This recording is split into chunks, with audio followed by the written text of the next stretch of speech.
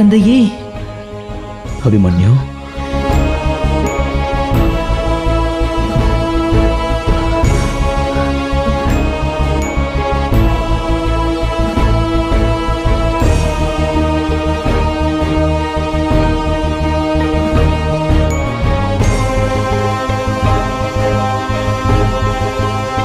தந்தையே, ஏன் இதனால் வரை என்னை காண வரவில்லை?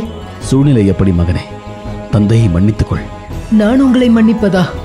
இதனால் வரை நான் உங்களுக்காக எத்தனை ஆவலுடன் காத்திருந்தேன் தெரியுமா?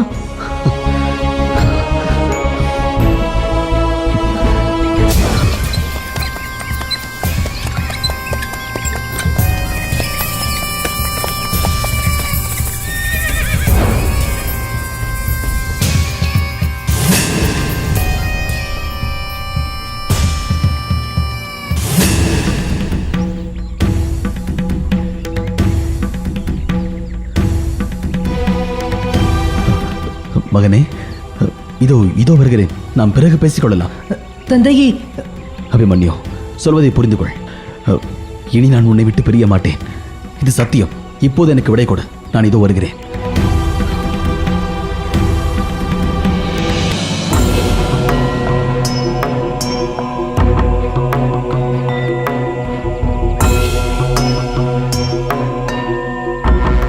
என்ன கிருஷ்ணா, மாடத்தில் இருந்து கொண்டு அப்படி என்ன ரசித்துக் கொண்டிருக்கிறாய்? கொஞ்ச நேரம் கழித்து தாங்களே அறிந்து கொள்வீர்கள். இப்போது எனக்கு உறக்கம் வருகிறது. நான் செல்கிறேன்.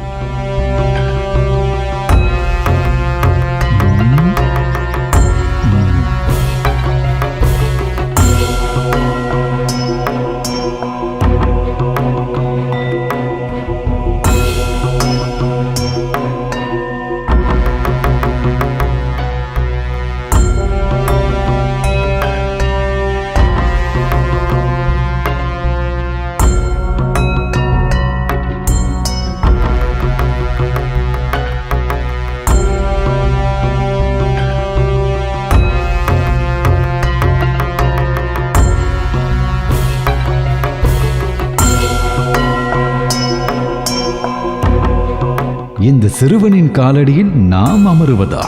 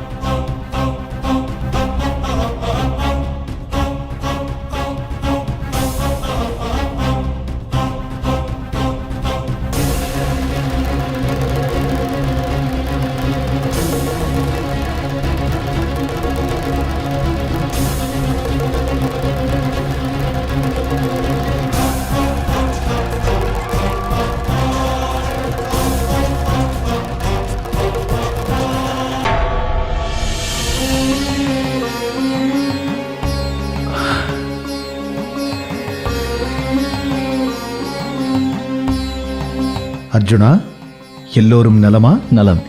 ஆமாம், நீ எப்போது வந்தாய்? கிருஷ்ணா, நான் வந்து வெகு நேரம் ஆகிவிட்டது.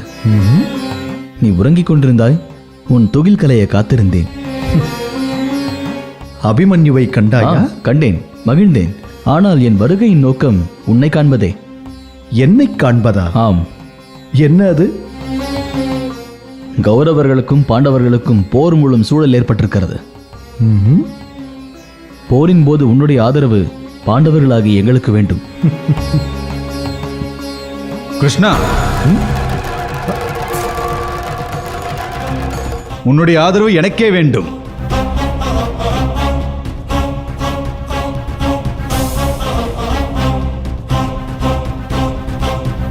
துரியோதனா, நீ எப்போது வந்தாய்? நான் அல்லவா முதலில் வந்தேன். என்னிடமல்லவா நீ முதலில் பேசியிருக்க வேண்டும். நீ வந்ததை நான் எப்படி அறிவேன்? என் காலடியில் அமர்ந்திருந்தான் அர்ஜுனன். ஆதலால் விழித்ததும் நான் அவனையே முதலில் கண்டேன். அவனோடு பேசினேன். கண்டதும் சரி, பேசியதும் சரி. போரில் எனக்கே நீ ஆதரவு தர வேண்டும். கிருஷ்ணா, நானே உன்னிடம் முதலில் ஆதரவு கேட்டேன். அதை மறந்து விடாதே. முதலில் வந்தது நான், ஆதலால் ஆதரவு எனக்கே. கிருஷ்ணா, நீ தர்மம் அறிந்தவன். முதலில் கோரியவர்களுக்கே உதவி நல்க வேண்டும் என்பது தர்மம். இருவரும் சண்டையிட்டுக் கொள்ள வேண்டாம். இருவருக்கும் நான் உதவ முடிவு செய்திருக்கிறேன். ஏற்றுக்கொள்ள முடியாது. எனக்கு மட்டுமே நீ ஆதரவு அளிக்க வேண்டும். அதை எப்படி நீ முடிவு செய்ய முடியும் துரியோதனா? முடிவு செய்ய வேண்டியவன் நான் அல்லவா? இருவருக்கும் எப்படி உன்னால் உதவ முடியும்? முடியும் துரியோதனா. என்னுடைய படை பரிவாரங்கள் ஒருவருக்கு, நான் ஒருவருக்கு. ஆனால் யுத்த களத்தில் நான் போரிட மாட்டேன். சிறியவனான அர்ஜுனனுக்கே முதல் உரிமை. உனக்கென்ன வேண்டும்? இதை ஏற்க முடியாது. முதலில் வந்தவன் நான், ஆதலால் எனக்கு வேண்டியதை நானே முதலில் கேட்பேன். கிருஷ்ணா, உன்னை முதலில் கண்டவன் நான், ஆகவே நானே கேட்பேன். கண்டது யாரானால் என்ன? வந்தது நான் அல்லவோ? நானே முதலில் கேட்பேன். துரியோதனா, நான் கூறிய இரண்டில் நீ விரும்பியது உனக்கு கிடைக்கும். கவலைப்படாதே. அர்ஜுனா, நீ வேண்டியதை கேள். நான் வேண்டுமா, இல்லை என் படை பரிவாரங்கள் வேண்டுமா? கிருஷ்ணா, நீ மட்டும் எங்கள் பக்கம் இருந்தால் நாங்கள் இந்த அகிலத்தையே வெல்வோம். ஆகவே நீ மட்டும் போதும் கண்ணா. இப்படி ஒரு மடையனை நான் இதுவரை கண்டதே இல்லை. இந்த கிருஷ்ணனை வைத்துக்கொண்டு நாம் என்ன செய்வது? அதுவும் சண்டை போடாத இவன் நமக்கு எதற்கு? நம்மையே ஏளனம் செய்து சிரித்துக் கொண்டிருப்பான். அவன் படைகளாவது நமக்கு உதவியாக இருக்கும்.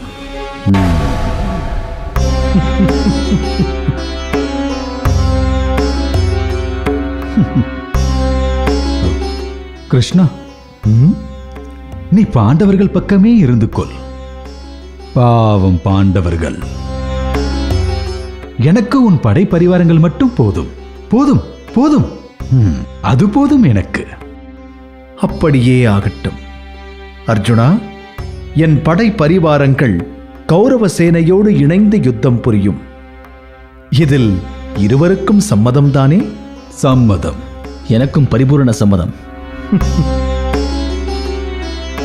வாருங்கள், உணவருந்தலாம்.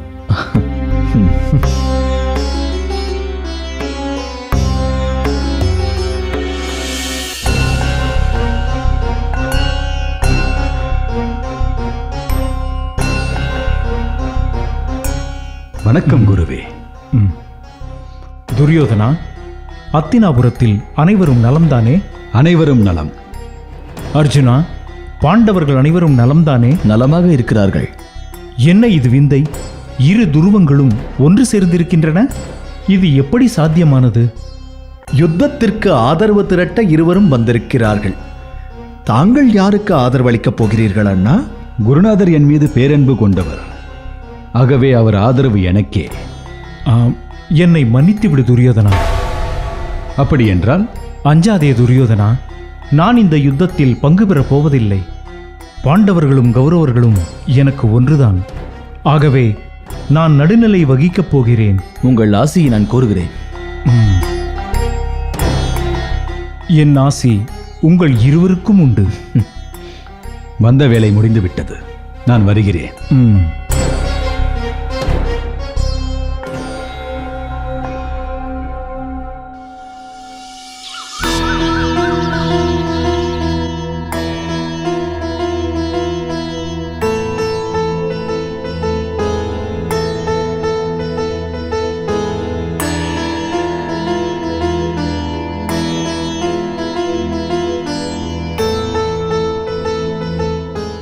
கிருஷ்ணா, இதுநாள் வரை என் மைந்தனை வளர்த்து ஆளாக்கி வாலிபனாக்கியதற்கு மிக்க நன்றி.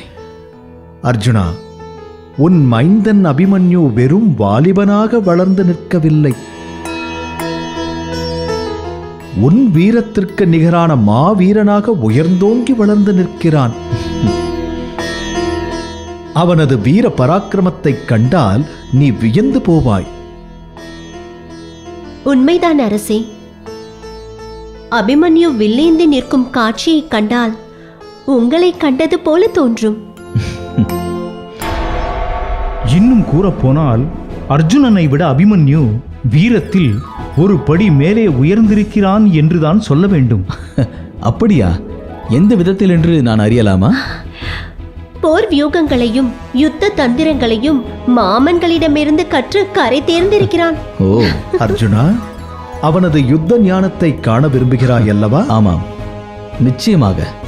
ஒரு தந்தைக்கு இதைவிட வேறு என்ன மகிழ்ச்சி இருக்க முடியும்? அபிமன்யு, யுத்த தந்திரங்களில் முதன்மையானது எது? சமாதானம்.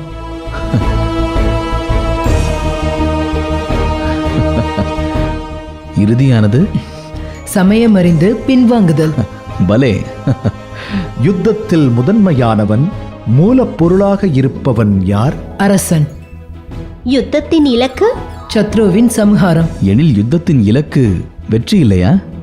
சத்ருவின் தோல்வி நம்முடைய வெற்றியின் ஒரு பகுதி, அவ்வளவே. சத்ருவின் அழிவில்தான் இருக்கிறது நாட்டின் பாதுகாப்பு. வியூகங்களில் சிறந்தது சக்கரவியூகம். சக்கரவியூகத்தின் திறவுகோல் மகாரதன். அற்புதம், அற்புதம். என் புத்திரனை வீர திருமகனாகவும் யுத்த தந்திரங்களை கற்றுத் தேர்ந்தவனாகவும் காண்பதில் மற்றற்ற மகிழ்ச்சி அடைகிறேன். தந்தையே, இதனால் வரை ஏன் என்னை காண வரவில்லை?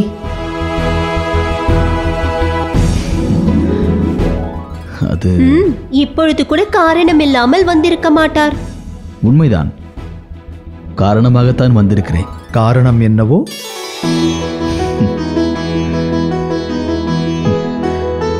அபிமன்யுவின் திருமணம்தான்.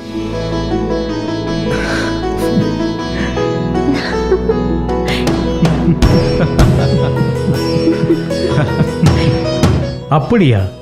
என்ன இருந்தாலும் அபிமன்யுவை நாங்கள் வளர்த்தவர்கள்தானே. அதனால் நீங்களே அவன் திருமணத்தை முடிவு செய்து விட்டீர்கள் போலிருக்கிறது. அப்படியில்லை மைத்துனரே, சூழ்நிலைதான் அபிமன்யுவின் திருமணத்தை நிச்சயித்து விட்டது. என் மருமகள் யார் என்பதை நான் அறிந்து கொள்ளலாமா? நீ அறியாமலா? விராட தேசத்தின் இளவரசி உத்திரையே நமது மருமகள்.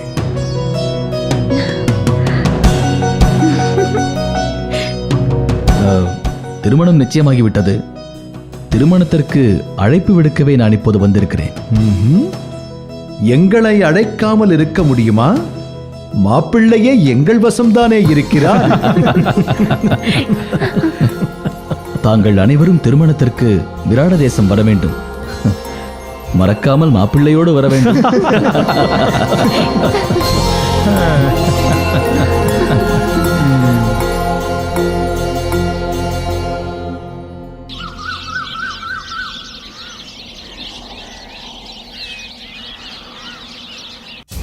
மாமா, ஒருவேளை அந்த மாயக்கண்ணன் சம்மதிக்காவிட்டால்?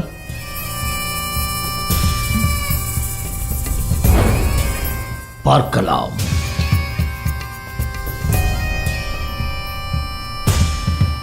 வெற்றி, வெற்றி நண்பா, வெற்றி. மருமகனே, என்ன சொல்கிறாய் நீ?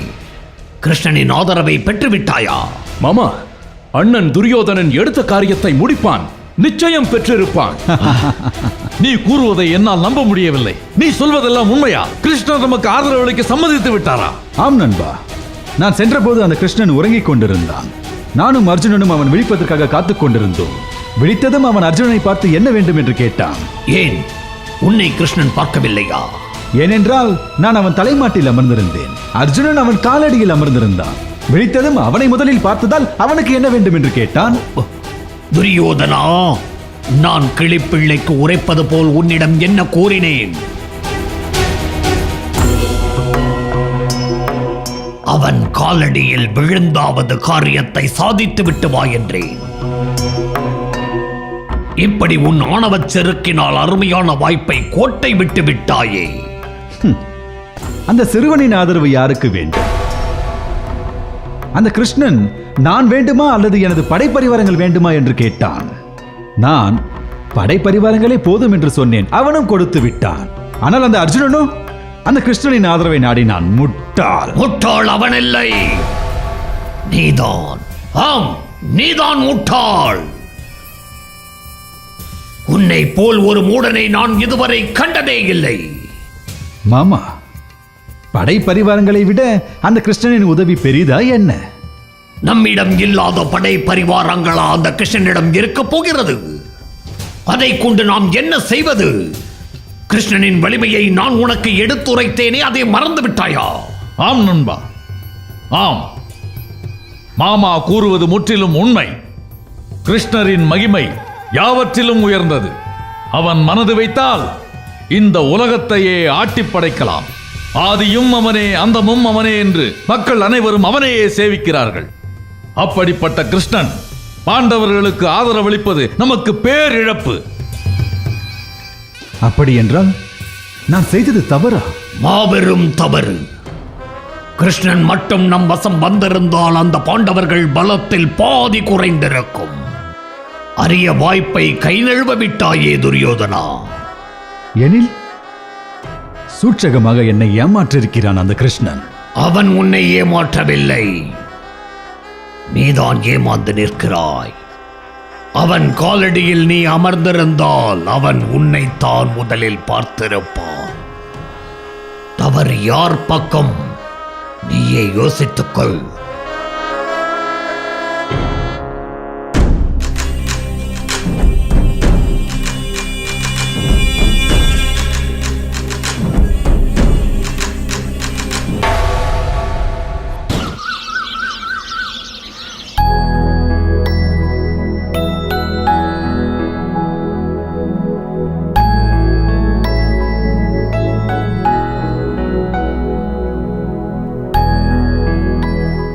திரௌபதி, நீண்ட நாட்கள் பிரிந்திருந்த குழந்தைகளை காணப்போகிறோம் என்ற கலக்கமா?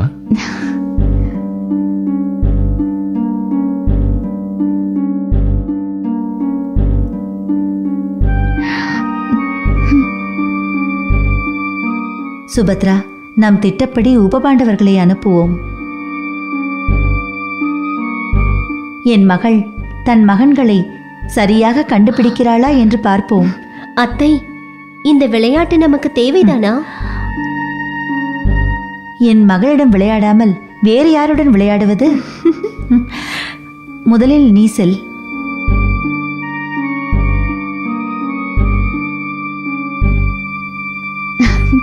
அம்மா. யாரப்பா நீ? அம்மா, என்னை உங்களுக்கு தெரியவில்லையா?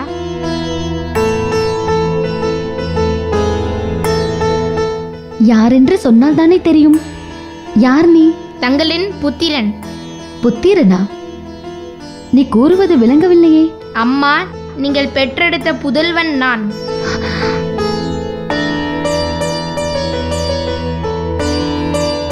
சிறுவனே, நீ யாரென்று தெரியவில்லை.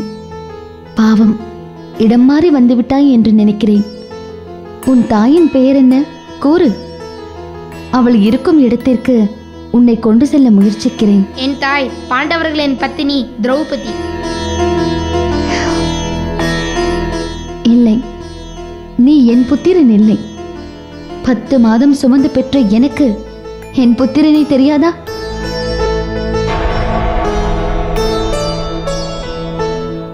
உன்னை கண்டால் என் மேனி சிலிர்க்கவில்லை, மெய் உருகவில்லை, கண்ணீர் பொங்கவில்லை, என் தாய் உள்ளம் துடிக்கவில்லை.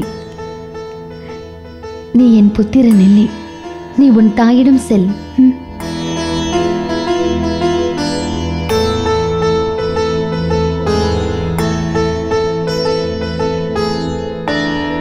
சரி, அடுத்து உபபாண்டவர்களை அனுப்புவோம். என்ன நடக்கிறது என்று பார்ப்போம். அத்தை, தர்மரின் புத்திரர்களில் இருந்து வரிசை கிரமமாக அனுப்பினால் திரௌபதி ஒருவேளை கண்டு கொள்ள வாய்ப்புள்ளது.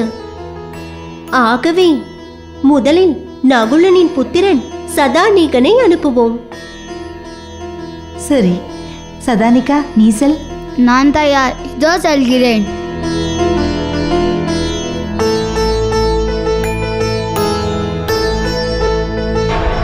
அம்மா. சதானிகா,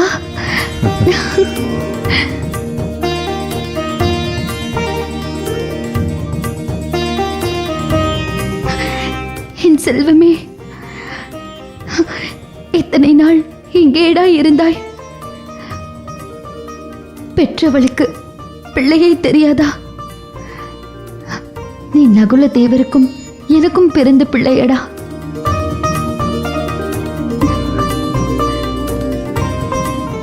என்ன வியப்பு, சரியாக கண்டு கொண்டாளே என் புத்திரி. எனக்கும் அந்த வியப்பு தீரவில்லை அத்தை. சரி, அடுத்ததாக அர்ஜுனனின் புத்திரன் சுதகீர்த்தியை அனுப்புவோம். ஸ்ருதகீர்த்தி நீ செல்.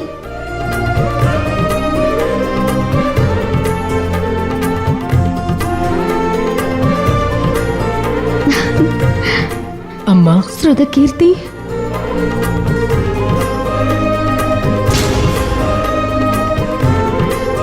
வில்லுக்கு விஜயன் என்று பெயர் எடுத்த மாவீரன் அர்ஜுனனின் புத்திரனே,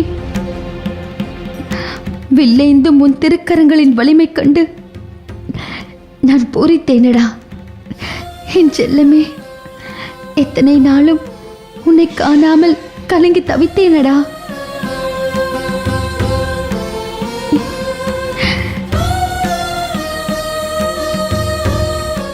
சரி, அடுத்ததாக தர்மனின் புத்திரன் பிரதிவிந்தையனை அனுப்புவோம். பிரதிவிந்தையா நீ செல்.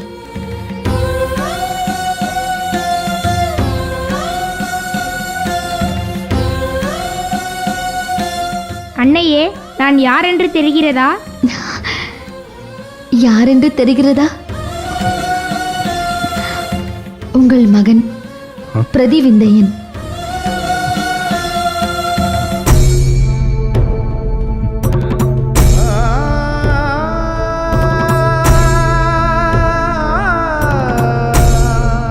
பிரதிவிந்தையா, தர்மத்தின் ஒளி உன் முகத்தில் சுடர் விடுகிறது.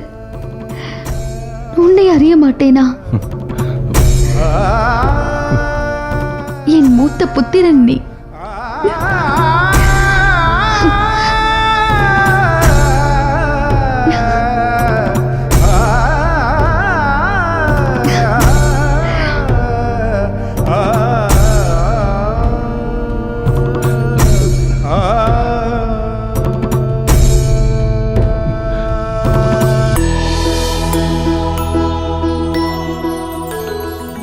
அத்தை, அடுத்து சகாதேவனின் புத்திரன் ஸ்ருதசேனனை அனுப்புவோம்.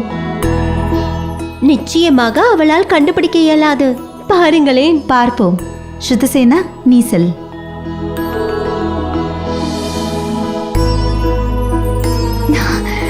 அம்மா. ஸ்ருதசேனா,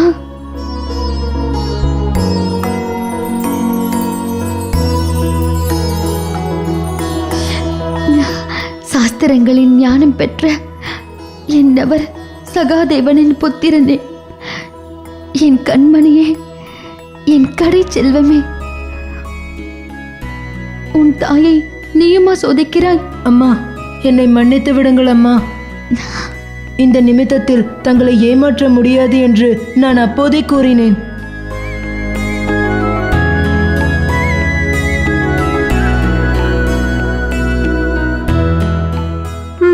அந்த நால்வரையும் கண்டுபிடித்து விட்டார்கள். இருப்பது இவன் ஒருவன்தான். இவனையும் அனுப்பி வையுங்கள். ஸ்ருதசோமா நீ செல்.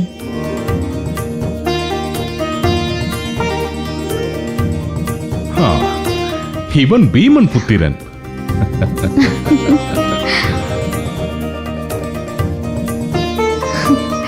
சுதசோமா, வலிமையின் சிகரமே, என் பீமசேனனின் மைந்தனே, நீ நடக்கும் நடையிலே யானையின் கம்பீரத்தை காட்டுகிறாய். என் கண்கள் ஒளி பெற்றன. என் ரத்தினமே. அம்மா, எனக்கு சாப்பிட என்ன கொண்டு வந்தாய்?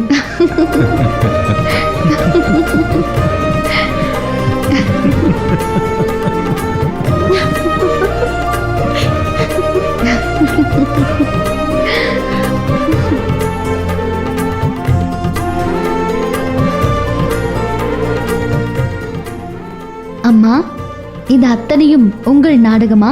திரௌபதி, என்ன வியப்பு! நீ உன் புத்திரர்களை கண்டு வெகு காலம் ஆகிறது.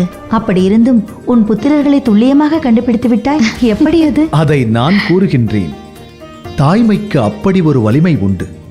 இயற்கையின் படைப்பில் தாய்மைக்கு இணையான அற்புதம் வேறொன்றும் இல்லை. தாய்மைக்கு மொழி தேவையில்லை, குரல் தேவையில்லை. உலகத்தில் எங்கோ ஒரு மூலையில் உயிர் வாழும் தன் சிசுவோடு தாய்மையால் மானசீகமாக பேச முடியும், மனக்கண்ணால் காண முடியும். அம்மா என்ற சொல்லை மனிதர்கள் மட்டும் பேசவில்லை, விலங்குகளும் கூட உச்சரிக்கக்கூடிய ஒரே சொல் அம்மா என்பது மட்டுமே. அந்த தாய்மையின் அற்புதத்தை இன்று திரௌபதி நமக்கு நிகழ்த்திக் காட்டினாள்.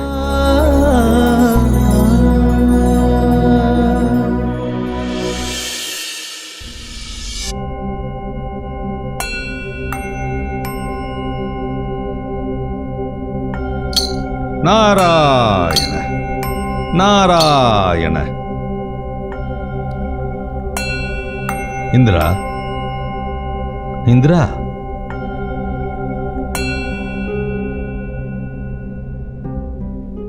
தேவேந்திரா, உன்னை போன்ற சுகவாசியே 17 உலகங்களிலும் நான் எவரையும் கண்டதில்லை. நாரதரே, எதுவாக இருந்தாலும் நேரடியாக கூறுங்கள். பொடி வைத்து பேசி என்னை பெரும் பதற்றத்துக்கு ஆளாக்காதீர்கள். இப்பொழுது என்ன பிரச்சனை? நீயோ இங்கு நடனம் நங்கை என்று குதூகலமாக இருக்கிறாய். அங்கே உன் புத்திரன் அர்ஜுனன் உயிருக்கல்லவா ஆபத்து வந்திருக்கிறது. நாரதரே, என்ன சொல்கிறீர்கள்? பாண்டவர்களுக்கும் கௌரவர்களுக்கும் யுத்தம் மூளப்போவது உறுதியாகிவிட்டது. அந்த யுத்தத்தில் அர்ஜுனன் உயிரை பறிப்பேன் என்று கர்ணன் சபதம் பூண்டுள்ளான். என் புத்திரன் அர்ஜுனன் மாவீரன்.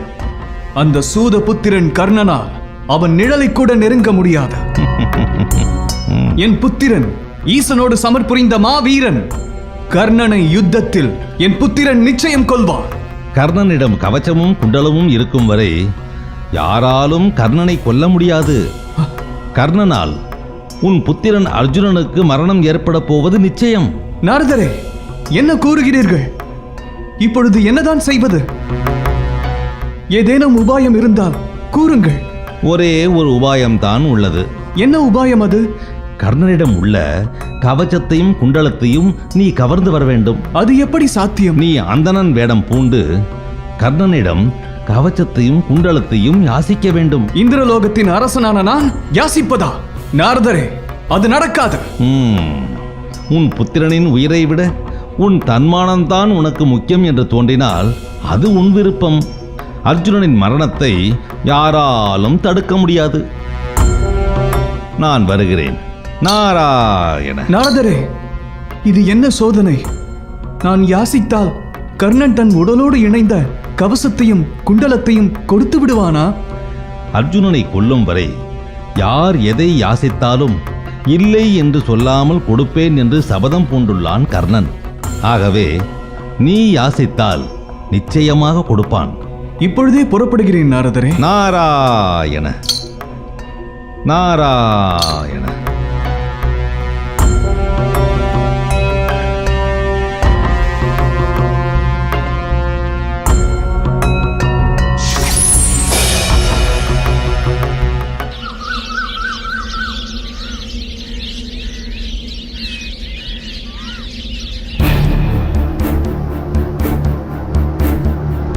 கூடாது.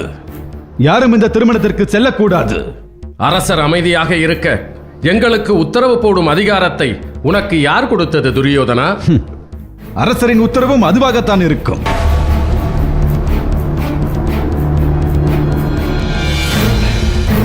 அதை அரசர் கூறட்டுமே.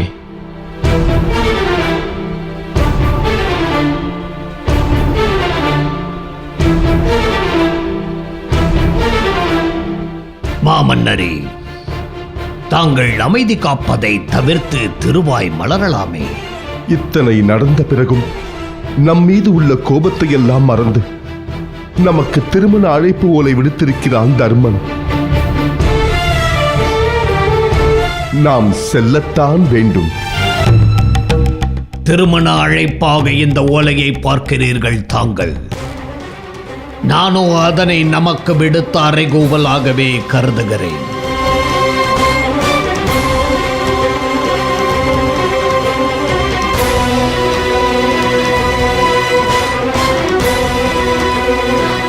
சகுனி, நீ கூறுவதன் பொருள்? பாண்டவர்கள் இந்த ஓலையை நமக்கு அனுப்பியதன் மூலம் மறைமுகமாக ஒரு செய்தியை அனுப்பியிருக்கிறார்கள். அதாவது எங்களுக்கு விராட தேசத்தின் ஆதரவும்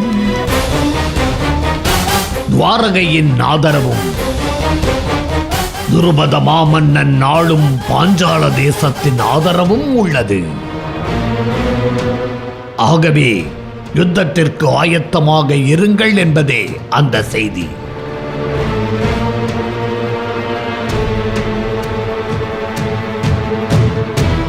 சகுனி, உன்னுடைய விருப்பம் யுத்தம் என்பதை நான் என்றோ அறிவேன். அதை பாண்டவர்களின் மீது சுமத்தாதே. என் மனதில் பட்டதை சொன்னேன். அதற்கு மேல் இந்த திருமணத்திற்கு செல்வதும் செல்லாததும் உங்கள் விருப்பம்.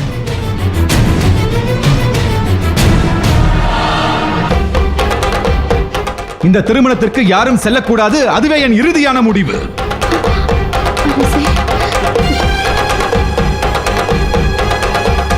அதற்கான காரணத்தை உன்னால் கூற முடியுமா துரியோதனா?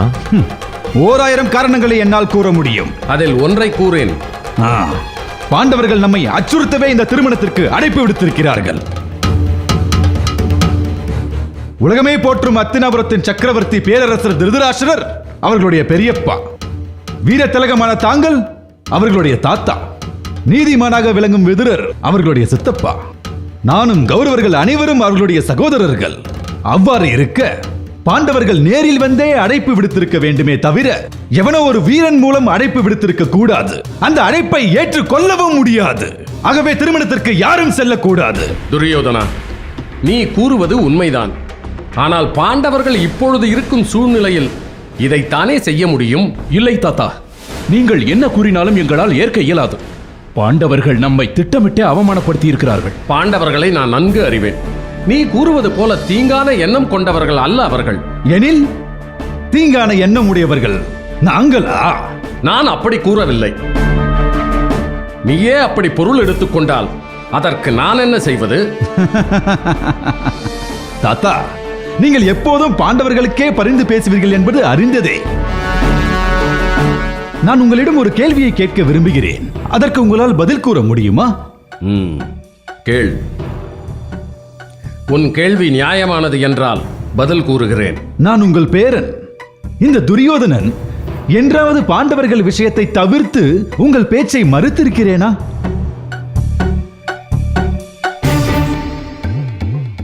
சித்தப்பா, மனசாட்சியோடு கூறுங்கள். பாண்டவர்கள் குறித்த விவாதத்தை தவிர்த்து என்றாவது உங்களை மரியாதை குறைவாக பேசியிருக்கிறேனா? இது நாள் வரை இல்லை. குலகுருக்களே, நீங்கள் கூறுங்கள்.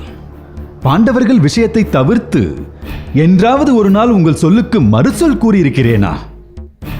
பாண்டவர்கள் இடத்தில் மட்டும் ஏன் இந்த வன்மம்? அதற்கு காரணம் நான் அல்ல, நீங்கள் அனைவரும் தான்.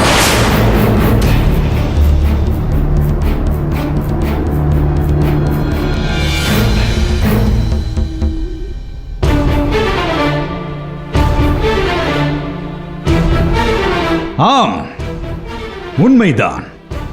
நான் பிறந்தது முதல் இந்த அத்தினாபுரத்தின் சக்கரவர்த்தி நீதான் என்று சொல்லி சொல்லி என்னை வளர்த்தது யார்?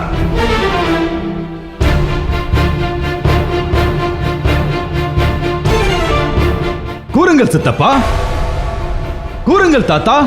திடீரென்று எங்கிருந்தோ வந்த பாண்டவர்கள் ராஜ்யத்தில் பங்கு கேட்டார்கள். அவர்கள் மீது எனக்கு வன்மம் பெருகியது. அதற்கு காரணமும் நீங்கள் அனைவரும் தானே. அப்படி இருக்க திடீரென்று எங்கிருந்தோ வந்த பாண்டவர்களுக்கு ராஜ்யத்தில் பங்கு கேட்டால் அவர்கள் மீது எனக்கு வன்மம் வராதா என்ன? கூறுங்கள், வன்மம் வராதா என்ன? அடே துரியோதனா, இது உன்னுடைய தேசம் அல்ல. உனது தந்தையும் இந்த நாட்டின் சக்கரவர்த்தி அல்ல. காட்டிலே வாழும் பாண்டு மாமன்னர் தான் இந்த தேசத்தின் சக்கரவர்த்தி என்று என்னிடம் கூறியிருந்தார். அப்போதே பாண்டவர்கள் மீது இந்த வன்மத்தை வளர்த்திருக்க மாட்டேனே. நானாகவே முன் வந்து பாண்டவர்களுக்கு ராஜ்யத்தை ஒப்படைத்திருப்பேனே. அதை விடுத்து ஆசை எனும் நஞ்சை ஊட்டி ஊட்டி என்னை வளர்த்துவிட்டு இப்போது அந்த நஞ்சு கசக்கிறது என்றால் எப்படி? துரியோதனா, இப்பொழுது நீ சொல்லியதெல்லாம் உன்னுடைய கற்பனை. நீ ஒரு இளவரசன். இளவரசனுக்கு இந்த நாட்டில் என்ன மரியாதை கொடுக்க முடியுமோ அதைத்தான் நாங்கள் உங்களுக்கு கொடுக்கிறோம். காட்டிலே இருப்பவன் நாட்டிற்கு வரமாட்டான் என்று நாட்டிலே இருக்கக்கூடிய நீ கற்பனை செய்தால் அது உன்னுடைய தவறு. நானோ குலகுருக்கள் கிருபாச்சாரியாரோ துரோணாச்சாரியாரோ உன் சித்தப்பா விதுரரோ இதில் சம்பந்தப்படவில்லை. இதையும் மீறி நீ குற்றம் சுமத்த வேண்டும் என்று நினைத்தால் உன் தாய் தந்தையிடமே கேள்.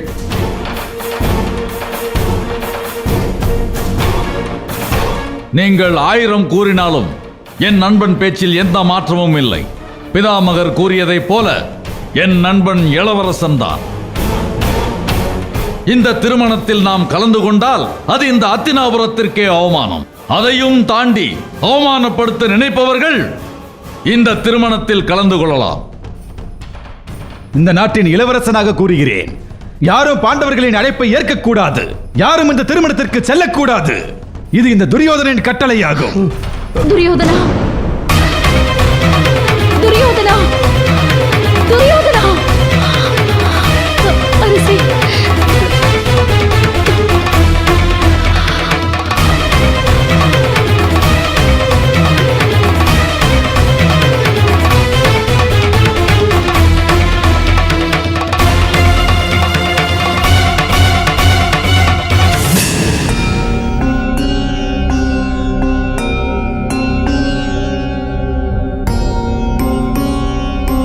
நாராயண நாராயண.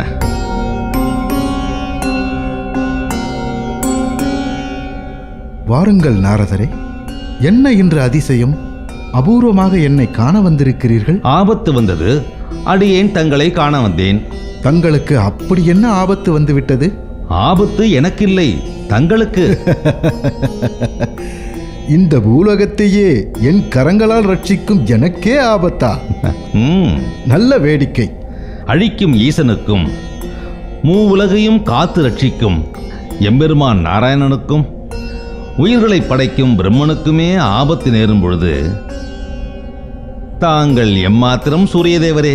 நாரதரே, என்ன கூறுகின்றீர்? சூரியதேவரே, பொறுமை. உன் புத்திரன் கர்ணனால் தன் புத்திரன் அர்ஜுனனுக்கு ஆபத்து என்பதை அறிந்து கொண்டான் இந்திரன். கர்ணன் மாவீரன் அல்லவா? அவனை யுத்தத்தில் கொல்ல முடியாது என்பதை அறிந்து கொண்டு வஞ்சனையால் அவனை பழித்திருக்க புறப்பட்டு விட்டான் இந்திரன். நாரதரே, என்ன வஞ்சனை என்று கூற முடியுமா? அதை உரைக்கத்தானே உம்மை தேடி வந்திருக்கிறேன்.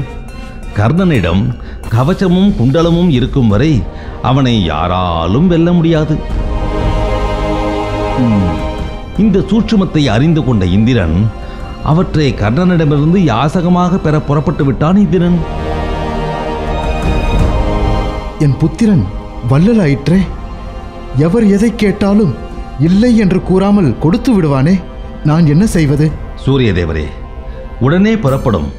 உன் புத்திரனை தடுத்தாட்கொள்ளும்.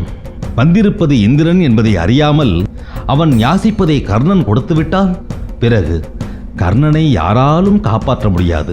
நான் கூறினால் கேட்பானா என் புத்திரன்? சூரியதேவரே, இதுவரை தன் தாய் யார் தந்தை யார் என்பதை அறியாமல் தவித்துக் கொண்டிருக்கிறான் கர்ணன். தாங்கள்தான் அவனின் தந்தை என்பதை அறிந்து கொண்டால் மிக்க மகிழ்ச்சி அடைவான் கர்ணன். தந்தை சொல்மிக்க மந்திரம் இல்லை என்பதை அறிந்தவன் கர்ணன். ஆகவே நீர் சென்று கூறினால் உன் கூற்றுக்கு செவிசாய்க்க வாய்ப்புள்ளது. உடனே புறப்படும். இதோ என் புத்திரன் உயிர் காக்க இப்பொழுதே புறப்படுகிறேன். நான் வந்த வேலை முடிந்துவிட்டது, வருகிறேன். நாராயண நாராயண.